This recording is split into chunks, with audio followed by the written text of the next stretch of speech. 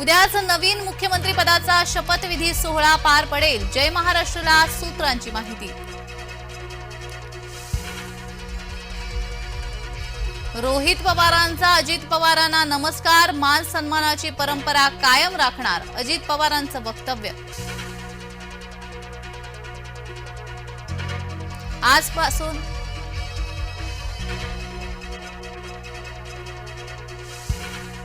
आजपासून संसदेचं हिवाळी अधिवेशन, एक देश एक निवडणूक, वफ दुरुस्तीसह 16 विधेयकं मांडणार, अदानी उद्योग समूहावरील आरोप गाजण्याची शक्यता।